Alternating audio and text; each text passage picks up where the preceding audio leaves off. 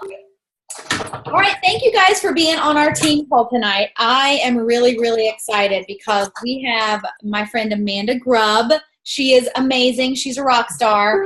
And I wanted her to share her story for a couple of reasons. One, she has a great health testimony that a lot of people probably don't realize, especially now that we can't like post that stuff everywhere like we used to be able to. But I love Amanda because she's an Emerald ambassador, but what I love about her is she is a full-time working mom. Like she works for Apple. She has, how old's Rue now? Rue is 2.5 and Roger is 2 months. Yes, and so she has an 8-week-old, and she's doing it all. And I want her to share her story because, she made it work. She made Plexus work for her. So, Amanda, thank you so much for being on the call. I'm just going to let you take it away. And guys, if you have questions, I'm sure, you can go ahead and chat them in, or we'll have time here at the end. I was going to say, yeah, feel free to. I'm horrible about checking the chat during a Zoom call. I'll keep an eye on you. Feel free to ask me questions. Okay. Just wave like this if you have a question. Okay. Thank you, Amy, for that wonderful introduction. Thank you for asking me to be here. Again, it's Amanda Grubb, Emerald Ambassador, soon to be Sapphire Ambassador. Yeah. I'm in it to win it for October. Super excited. I know a lot of us are looking at rank ups in October.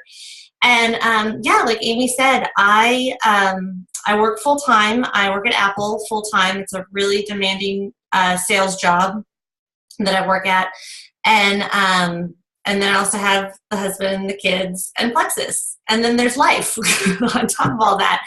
So finding a balance for everything has been a real challenge, and especially in this last year, we were pregnant. We sold our house. We moved to a rental house, and now we live in a rental house while we're remodeling our other house, which I've been working on getting those permits approved. So it's a lot. It's a full plate, but it's definitely something that you just get through and prioritize what you need to do, and it's very easy to do. So a little bit of my story about how I started. I have actually been with Plexus for 2 years. I've been taking Plexus for 2 years. However, I don't tell people that I've been sharing Plexus for 2 years. I tell people I've been sharing Plexus for a little over a year and a half. And the reason is because I actually joined in June 2014. I joined because Rue was 6 months old, and my husband had some stuff going on, and I was exhausted. I was having 3 regular Cokes because I didn't want to mess around with Diet Cokes. I thought they might have less sugar. 3 regular Cokes every single morning, and my head would still hit the computer screen when I was at work. And I was just like, how are other moms doing this? This is impossible. And Sarah posted about the pink drink, and I was like, you know what? I don't care. I'll give it a shot. And honestly, I signed up as a preferred customer because that 60-day money-back guarantee made me feel comfortable and like it was worth the risk. So sure enough, I'm one of those people that was lucky and felt immediately different on the Slim. Like I took the Slim and I felt immediately better, and I was never going back. I knew I was never going back. And so I waited and joined the same month. I actually joined Sarah's team as a wholesale ambassador. And if y'all don't know, Sarah is one of my sorority sisters. We were sorority sisters together in Baylor. So we've got a relationship in the past, and she knows me, and she was pushing me to do this business. And I wouldn't do it. I wanted absolutely nothing to do with this business. And it wasn't selling. It wasn't the product. It wasn't the company. It wasn't anything like that. What I really think it was a year before I had actually sold Chloe and Isabel jewelry. And if y'all don't know, that's not an MLM. That's just buy a crap ton of jewelry and sell it. And I had worked really, really hard. I had hosted parties. I bought all the stock, everything like that. And when I did my taxes at the end of 2013, I saw what I had made with Chloe and Isabel, took out what I had spent with Chloe and Isabel on the parties and the jewelry, and I had made 14 cents in an entire year. So I dedicated a whole year of asking my friends and talking to my friends and trying to build this business, and I made 14 cents in a whole year. And it really beat me down, and it made me think, like, I'm never asking my friends to buy anything ever, ever again. Well, so in that time period, I'm sitting around enjoying just feeling good and finally having energy. And for some reason I went from the slim, and Sarah was like, why don't you try the triplex? Which I still laugh that it didn't occur to me to try it myself, that someone had to tell me to try it. And I have dealt with stomach issues since fifth grade. So since I was 10, and I'm 35 now, so it's 25 years that I have dealt with stomach issues. And we're talking, my parents rushed me to the emergency room. I had several surgeries to try and repair damage. I had to have a colonoscopy and I'm drawing a blank, the one where they got in the throat. I'm going to draw a blank on that. But I had to have those every year to track what damage I was doing to my system. And it was pretty much a given that we were down a road of really, really bad health with my digestive system. And I remember in college, or right after college, I was doing windows for Saks Fifth Avenue because that's what I did. And I really remember thinking, okay, well, this is it. God just took a break when he made my digestive system. This is it. And I need to be okay with that. And it's fine. And I would really go to work at 6 a.m., do the windows, and after I'd go eat lunch at noon, after lunch, I would go throw up in the bathroom. Like, it was that bad that my body couldn't digest anything that I was doing. And sure enough, I was on the triplex combo. It did take about 6 weeks. I tell people that. And I don't know if I had die-off symptoms, but I will tell people that I was feeling so bad, I think the die-off symptoms were just normal, even if I had them. I didn't notice any difference in how I was feeling until 6 weeks. And so I always tell people, like, you have to give it at least 60 to 90 days because I didn't feel any different. And after 6 weeks, I started feeling better. I mean, I had even gone gluten-free. I had done no dairy, everything to try and fix this. Nothing could fix this. But the triplex combo got my stomach and my gut balanced and finally got it fixed, for lack of a better term. And my husband started realizing, like, hey, you're not sick anymore. Why are you not sick anymore? And my family started noticing, why are you not sick anymore? And I remember thinking, but in December, okay, it's December. It's going to be January. And this shows how uneducated I really was about the company and about our products at the time, because, again, I still had no intention to sell it. I thought to myself, okay, well, if there's anything that I can sell, it's a weight loss product during resolution season. And if I can't sell it during resolution season, then I can't sell it. So I'm going to give myself 3 months and see what I do, which all of us know we're way more than a weight loss program. That's not what we do. So it's something I had to learn along the way. But that's what made me share it with friends. And of course, I tell people I had a customer right off the bat. My customer was the same person that bought Girl Scout cookies, wrapping paper, greeting cards, and whatever the hell else I was selling. It was my parents, because they're really good parents. And if I'm selling it, they're buying it. My dad, when I worked at Victoria's Secret, my dad bought the men's cologne at Victoria's Secret. Like, who buys that? It's terrible. But that's how wonderful they are. They will sponsor anything that I'm doing. And they're ambassadors now, and they are loving it. So, got that started in December, or made my first post in December. Then January came around, and this thing is funny too. So I'm in Austin. I'm from Dallas, and I really, really miss Dallas a lot. And my whole family's there. And Super Saturday was in Dallas. And Sarah messaged me, and she's like, don't you want to go to Super Saturday? It's in Dallas. Don't you want to do that? And I was like, no. Yeah. So I was right away, and I was like, no, I don't want to do that. No. And she's like, okay, just kept pressing and pressing me. And then what I realized was, at the time, I was giving this business a chance, but I had no vision for this business at all.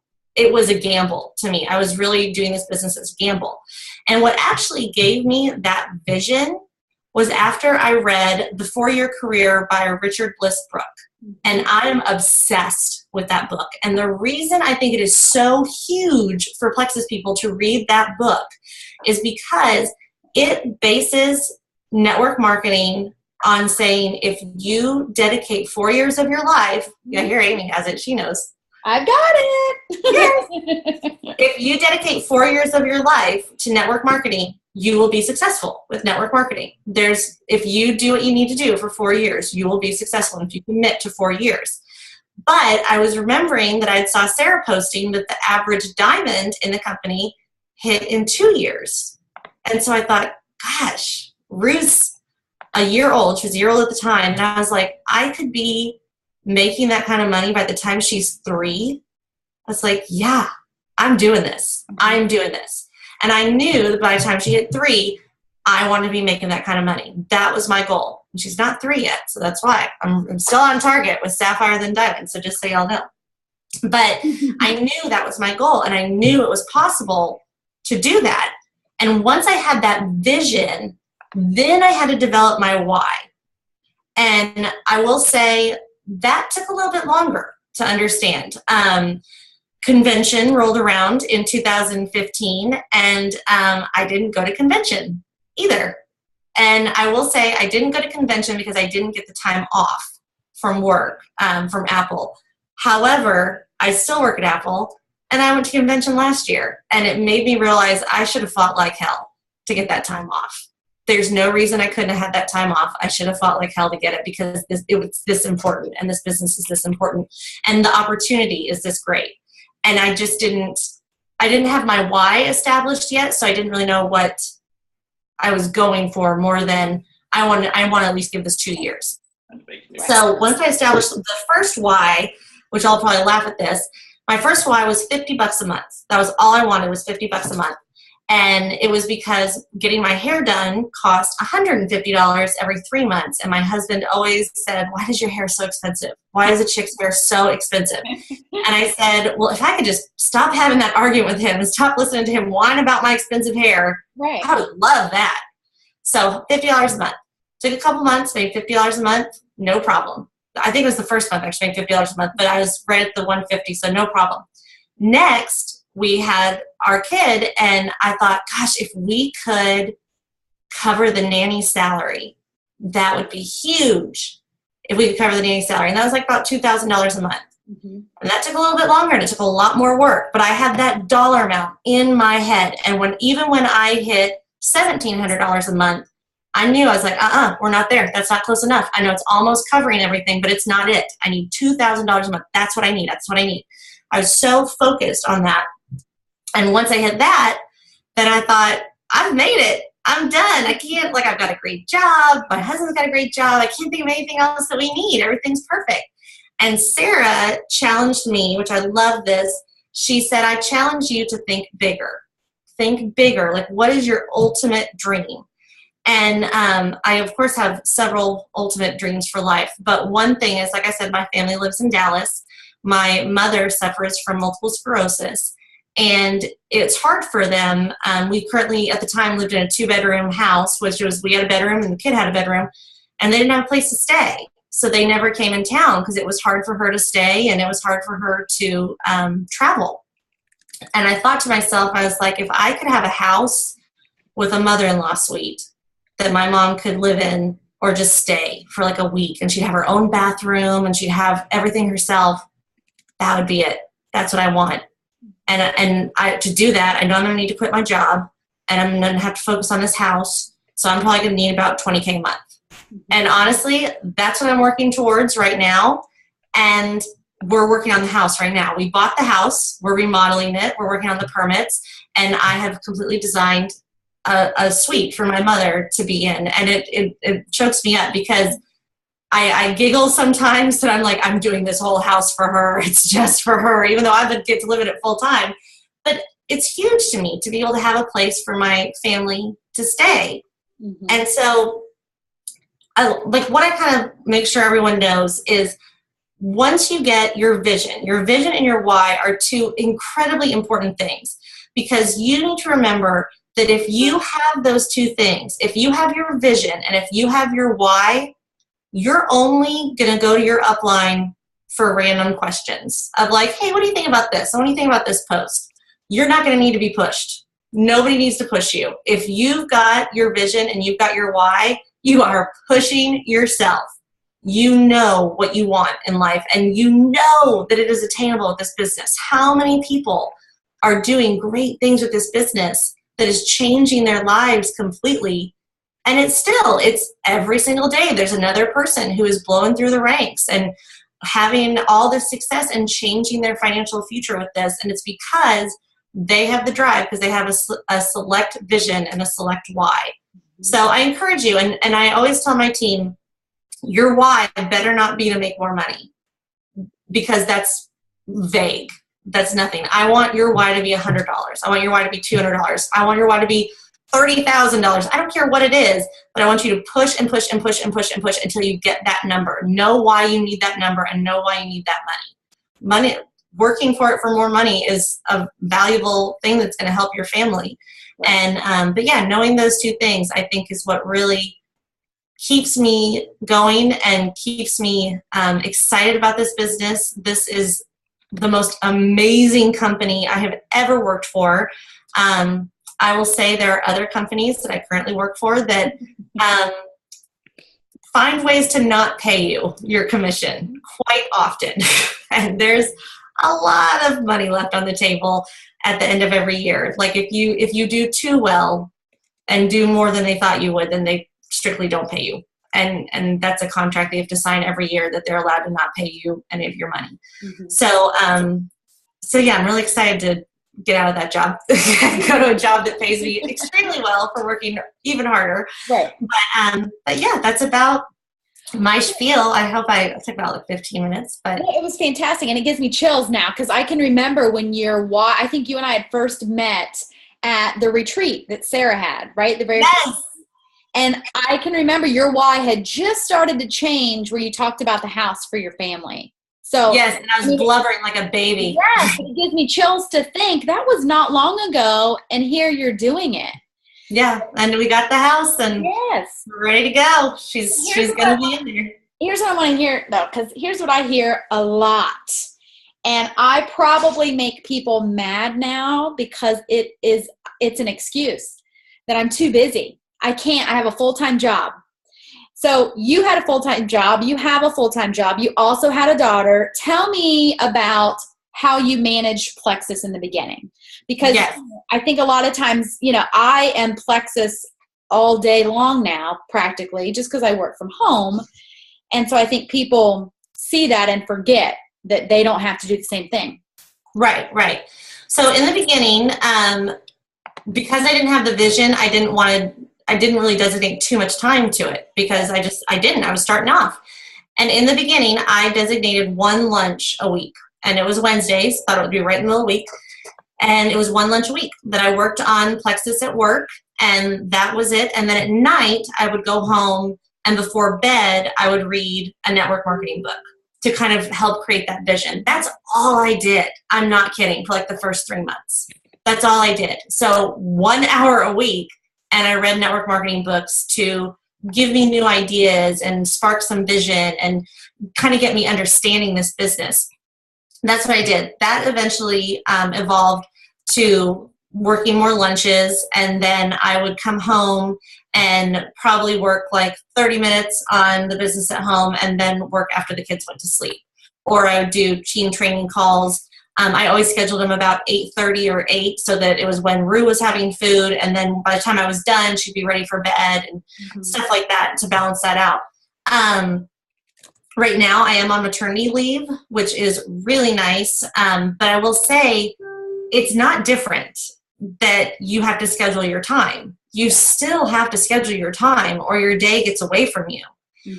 One of the things that I still do on maternity leave, and it has been huge for my business, when you make your daily post and you think about the post you want to make, if you sit there and just think, if you log on your computer and think, okay, that's right, I need to post about plexus today, you're going to sit there and think and think and think and think and think, and that clock is ticking, and you're like, well, now I spent 30 minutes on my business. No, and that's wasted time. Most likely, you also got trapped on Facebook, and you're just liking people's pictures and having a gay old time over there.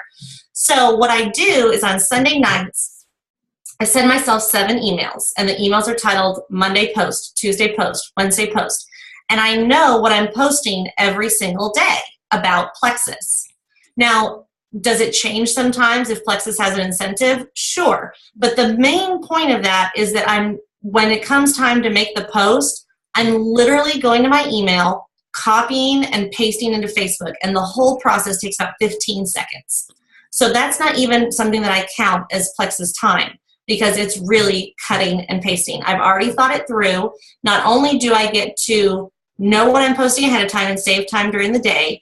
But I also get to make sure that I'm posting a wide variety of things. I think it's really easy to get in a rut about posting about your favorite products and forgetting that we also offer nerve support and ease and some of the less popular ones that people post that don't really post about. Right. It's good to put those in there and plan that.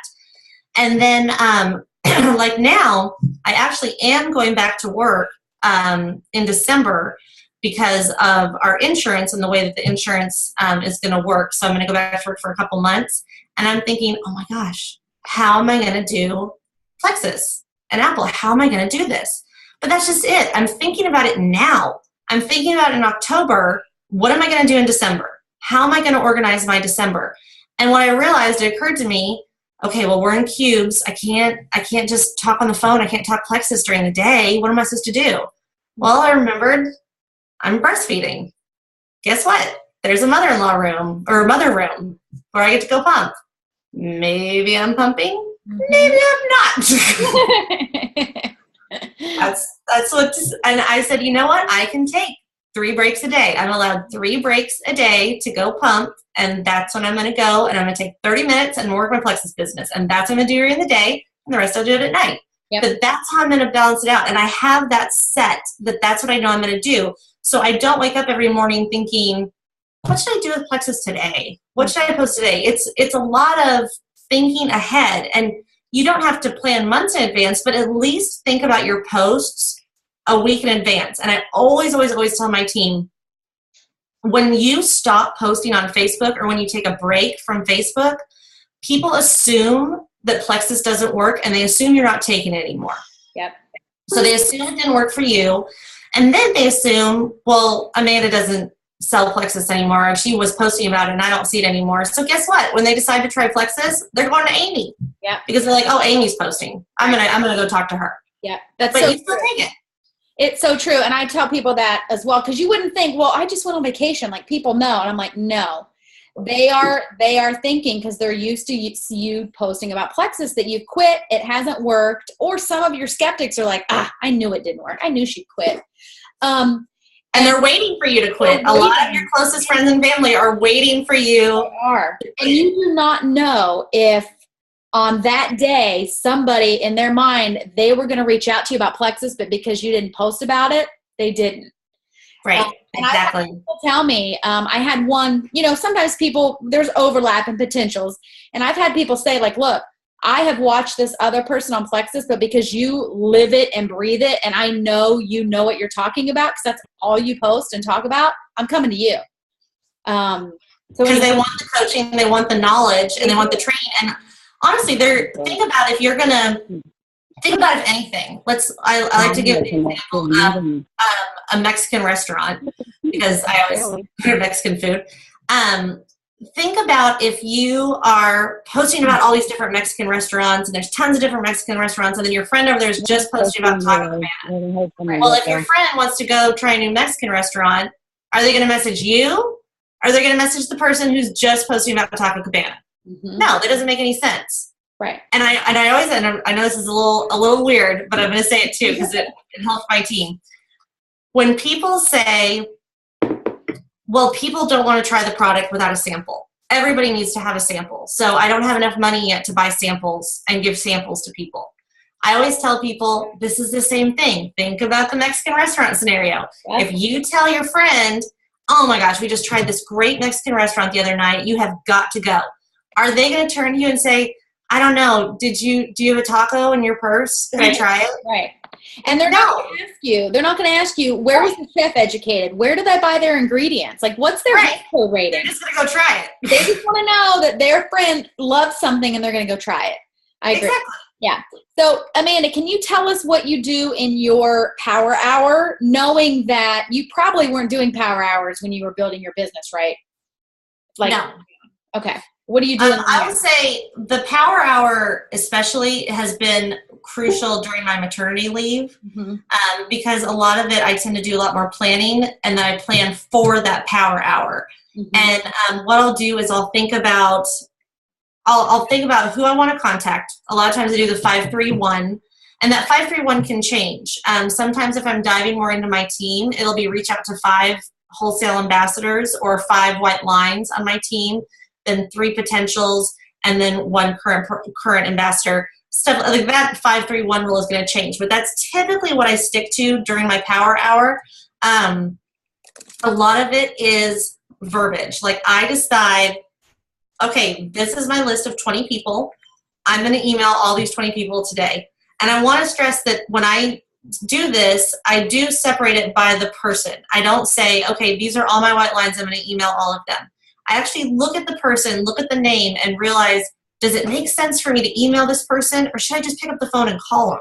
Or should I text message them? Are they way better at text message? What is the easiest way to communicate with this friend of mine? And that's kind of how I plan it out, whether it's like a power hour of emails or phone calls or text messages. I try and make sure I know exactly who I'm contacting each time, and then I sit there, I knock it out. If I'm not on the phone, I turn off my phone. Yep. When I do my power hour, I'm not kidding. Right now my power hour is midnight to 1 a.m. So clearly I'm not calling anyone. Right. Some people do get text messages. My fellow newborn moms get text messages and they answer, which is lovely. Right. But that's when I know I'm not interrupted. I know Roger's asleep, I know Rue's asleep, and I know my husband's asleep, and I know everything's done, and I can knock it out uninterrupted because I don't want to interrupt that 1 hour. Right. Any other questions? Yeah, so I was the same way. My power hour, because I didn't do it in the beginning either. When I was working full-time, I did like you. I used my lunch hour, but not all 5 days a week because, one, I probably still had other work to do, but I still wanted to go out to lunch, and actually eat. But I'd probably use like 3 days a week on my lunch hour. And then I would work at night after Adelaide went to bed, which you guys who know me know my kid doesn't go to bed until like 10, 11 o'clock. Mine doesn't either. It's terrible. Yeah. I would do like 30 minutes. And then I would, once I kind of committed and realized like, okay, I really want to grow and go hard and fast, I would spend an hour every Saturday morning at Starbucks, which is like the worst place for a plexus person to be, right? But, even if Steve and Adelaide were up and awake, it was like, you guys do your thing. Mom's going to Starbucks. I'd take my laptop. I'd sit there for an hour and I would do like my messaging and replying to people and emailing my customers. But that was really it. I think you are so key on what you said about knowing your why and your vision, because that's what's going to drive you. Anybody can do this, but we can't do it for you. And that's what's so frustrating. Like I want it so bad for people, but we can't drag you with this. Like you have to want it and just do it. And also, and I'll say this. Sorry. No, I was going to say the notebook, I did the same thing you did of scheduling posts. I don't like after you email them, I literally just keep them in a list in a notebook. I've now moved it to the notes section of my phone. Nice. So think of something, even personal posts sometimes. Like Adelaide did something the other day and I'm like, oh, that'd be a great post, but I didn't really need a good Adelaide post at that moment. So I'm going to save it. So that's something else to think, you can just keep it in your phone. Yeah, that's perfect. I was going to say another thing, just a tip that I always give my team. There was a time when I believe it was right after I hit senior Ruby, I believe that my team kind of started to, it was senior gold and then Ruby, that my team kind of slowed down. Things were slowing down and I was realizing that it wasn't going to, I couldn't rely on my team to get me where I wanted to go. And that's not saying that I didn't dive into them and support them, and they're incredible. I'm so grateful to have them. But I realized, like, I need to keep adding to my team. I can't go in management mode. I've got to keep adding to my team. And one thing I did that has been amazing, and we've had several people on our team do this, is I love on my team, keep my team, and then pretend like I don't have them, and I start over. And I went through and did the, Sarah Taylor has posted the Team Taylor training, and I log on and listen to the new ambassador training calls, and I pretended like I was brand new and got myself revved up again and got myself some new ambassadors and went again. But I still had this other team that was there all along that I was loving and supporting, but it was me leading by example and showing them what you could do and the potential. And I always tell people, if you feel like you're stuck, start again. Yeah. Start over. Love your team and start over. Okay. I've definitely been there, the same thing, where it's like, oh man, I actually have not been working my business at all. I've just been loving on my team and making sure my team has everything, and then you feel stuck. Or I have felt like, oh man, my network is tapped. Like, I've never said it because Sarah Taylor would yell at me. Like, exactly. but you just feel like you don't know where to go. And then you're right, go back to basics. Get on those new ambassador calls. My team's heard me talk about, deciding what sacrifice you need to make, whether it's sleep, whether it's TV time, whether it's your lunch hour. If you do want to reach this business, this is the great thing. You can be a diamond in 2-3 years, but you have to make the sacrifice. You can't just kind of dabble in it and expect to reach it, right? My sacrifice was bath time.